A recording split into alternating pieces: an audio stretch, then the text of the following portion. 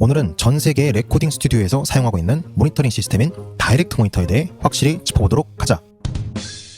녹음 현장에서의 모니터링이란 보컬 또는 악기 연주자가 자신이 내는 소리를 실시간으로 들으면서 녹음할 수 있도록 하는 기능을 의미한다. 만약 보컬 녹음을 한다면 자신의 목소리가 어떻게 나고 있는지를 확실히 들을 수 있어야 최고의 퍼포먼스를 발휘할 수 있으며, 밴드나 앙상블 같이 협연을 하는 상황이라면 다른 악기들에 대한 모니터링 역시 매우 중요해진다. 이처럼 모니터링 환경은 녹음 시연자에게 있어 매우 중요한 요소인데, 현대의 디지털 오디오 시대에서의 모니터링은 크게 두 가지 방식으로 나뉜다. 첫 번째는 로직, 큐베이스 같은 DAW 내에서 제공하는 네이티브 모니터링, 두 번째는 오디오 인터페이스에서 제공하는 다이렉트 모니터링이다. 보통 레코딩 입문자들이 가장 쉽게 접하는 모니터링이 DAW에 내장되어 있는 네이티브 모니터링인데, 이 네이티브 모니터링은 버퍼 사이즈에 따라 레이턴시라는 것이 크게 변화한다. 레이턴시란 처리 속도 차이로 인한 시간차를 의미하는데, 쉽게 말하면 내가 마이크에 대고 말을 했을 때 약간의 시간차를 두고 모니터링이 되는 현상이다. 버퍼 사이즈는 CPU가 얼만큼의 정보량이 모였을 때 움직일 것인지를 정해주는 수치이다. 즉, 버퍼 사이즈가 32라면 32만큼 정보가 모였을 때 운반하게 되고, 1024라면 1024만큼 모일 때까지 기다렸다가 운반하는 것이다. 그렇다면 버퍼 사이즈가 낮을수록 더 빠르고 자주 움직이게 되어 레이턴시는 어느 정도 극복할 수 있지만, CPU에 과부하가 걸려 이것이 안정성과 음질 손상에 대한 문제로 돌아온다. 여기 상단 카드에 버퍼 사이즈에 따른 음질 손상의 정도를 실험한 영상을 첨부할 테니 참고 바람.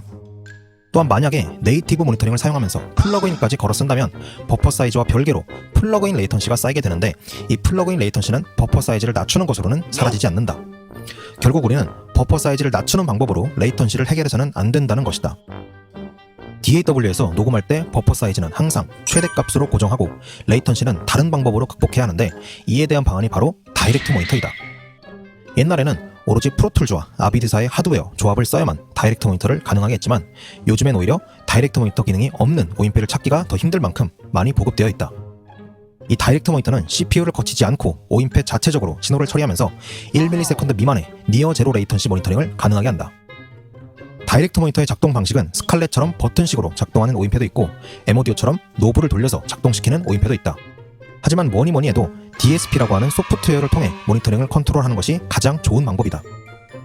이 DSP는 저가의 오인패에서는 거의 지원하지 않고 좀 가격대가 있는 오인패에서만 찾아볼 수 있는데, 대표적으로 RME, UAD, 안텔롭, 아포지 등이 가장 많이 쓰이는 제조사이다.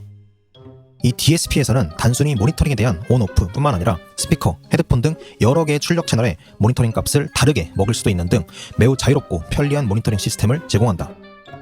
그리고 가장 중요한 것은 바로 DSP-FX라고 하는 다이렉트 모니터 전용 플러그인이 되시겠다. 만약 우리가 녹음할 때 앞선 영상에서 설명했던 대로 입력 레벨과 모니터링 설정을 알맞게 했다고 가정해보자. 그런데 다이나믹 레인지가 넓은 발라드에서 가장 볼륨이 큰 클라이막스 기준으로 모니터 레벨을 맞췄는데, 도입부에서 작게 부르는 부분의 모니터링이 잘 되지 않는다면, 그리고 보컬의 톤이 너무 먹먹해서 선명하게 들리지 않는다면, 리버브가 없어서 불편하다면, 이러한 문제를 해결할 수 있는 건 역시 DSP를 통한 다이렉트 모니터이다.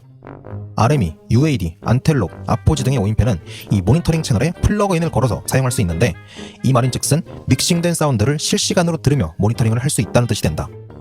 볼륨이 큰 곳과 작은 곳 모두 보컬이 충분한 음량을 가질 수 있도록 컴프레서를 걸어줄 수도 있고, EQ를 걸어 톤을 선명하게 할 수도 있으며, 리버브를 걸 수도 있고, 제조사에 따라 DSP 전용으로 출시된 오토튠을 구매하면 실시간으로 음정이 보정된 소리를 제로 레이턴시로 들으며 모니터링이 가능하다. 힙합 음악에서 많이 쓰이는 기계음 효과 역시 이러한 방법으로 모니터링단에서 연출할 수 있다. 여기서 주의할 점, 이 DSP-FX는 모니터링에서만 이펙트가 걸리는 시스템이며 DAW의 오디오 트랙에 기록되는 소스에는 영향을 주지 않는다. 물론 특정 DSP는 모니터단에 FX가 먹여진 채로 녹음이 되는 프린팅 기능이 있는 것도 있지만 거의 쓰이지 않는다. DSP의 또 다른 장점은 모니터링 세팅뿐만 아니라 오인패의 여러 입출력 채널을 자유롭게 관리할 수도 있는데, 예를 들면 RME의 토탈 믹스라는 DSP의 경우 아까 말한 대로 스피커, 헤드폰 등 여러 개의 출력 채널에 모니터링 값을 다르게 먹을 수도 있고, 녹음실이 별도로 분리되어 있는 스튜디오에서는 녹음실과 컨트롤룸이 소통할 수 있도록 토크백 채널도 할당이 가능하며, 이런 식으로 DAW의 오디오 출력 채널과 멜론, 유튜브 등 마스터링 소스를 주로 재생하는 채널을 분리해서 볼륨 값을 다르게 세팅할 수도 있다. 심지어 녹음실에서 메트로놈을 틀어달라고 주문한 경우 녹음실 헤드폰으로는 메트로놈이 들리게 해주고, 내가 듣고 있는 컨트롤룸에서는 들리지 않게 세팅할 수도 있다. 이처럼 DSP는 여러 오디오 입출력을 자유롭고 매우 편리하게 세팅하여 작업 효율을 극대화할 수 있다. 참고로 RM이, 안텔롭, UAD처럼 제조사 고유의 DSP 소프트웨어를 제공하는 곳도 있지만 아까 잠깐 언급했듯이 프로툴즈와 아비드 오인페를 조합하면 프로툴즈 DAW 내부에서 다이렉트 모니터를 사용할 수 있고 AXR 같은 스테인버그사의 오인페와 큐베이스의 조합 역시 큐베이스 DAW 내에서 다이렉트 모니터 세팅이 가능하다. 이 DSP FX를 제공하는 저렴한 오인페를 추천한다면 단연코 스테인버그 UR22C를 들 수 있겠다. 가격은 스칼렛 2i2와 비슷한데 2i2는 DSP가 없지만 UR22C는 20만원대 오인페 주제에 컴프레서, EQ, 리버브까지 걸었을 수 있다.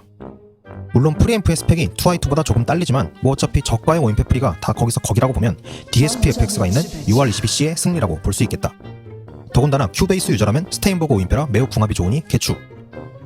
VT 사운드랩은 현재 RME 파이어페이스 UCX를 쓰고 있는데 RME는 위에서 설명한 DSP의 라우팅 자유도와 편의성 그리고 드라이버 안정성이 어마어마하지만 DSP FX가 컴프레서, EQ, 리버브 그리고 있으나마나한 딜레이까지 이렇게 딱 4개만 지원하고 그마저도 베이비페이스 프로는 전력이 딸린다는 이유로 컴프레서가 빠져있다. 라우팅의 편의성과 안정성에 초점을 맞춘다면 파이어페이스급 이상의 RME 오인페는 좋은 선택지이지만 다이렉트 모니터 플러그인의 다양성이 중요하다면 별로 권장하지 않는다.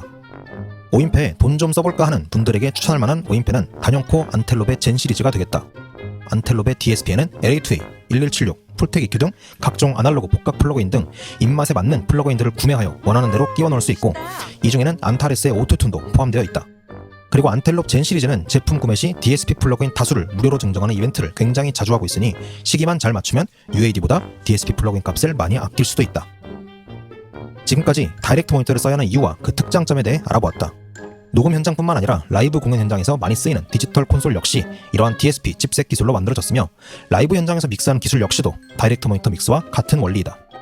이렇듯 오디오 업계에서의 표준은 다이렉트 모니터이니 여태 네이티브 모니터링을 사용하고 있었다면 한번 변화를 시도해보도록 하자.